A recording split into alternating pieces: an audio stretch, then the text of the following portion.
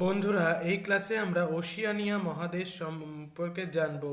এখানে ওশিয়ানিয়া মহাদেশটিকে দেখা যাচ্ছে। একপাশে রয়েছে ইস্টার আইল্যান্ডের রহস্যময় মূর্তি, পৃথিবীর গভীরতম স্থান মারিয়ানা খাত, সিডনি হারবার ব্রিজ, পৃথিবীর দীর্ঘতম প্রবাল প্রাচীর গ্রেট ব্যারিয়ার রিফ এবং মৌনা লোয়া আগ্নেয়গিরি।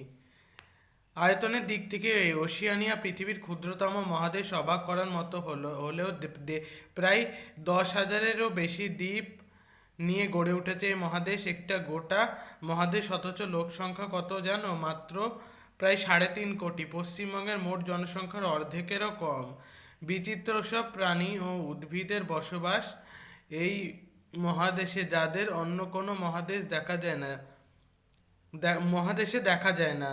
যেমন ক্যাঙ্গারু, ওয়ালবি, হংসচঞ্চু বা প্ল্যাটিপাস, কোয়ালা, এমু, কিউই পাখি, ইউক্যালিপটাসের জন্ম এখানে, জারা, কারি প্রভৃতি চিরহরিৎ গাছ দেখতে পাওয়া যায়।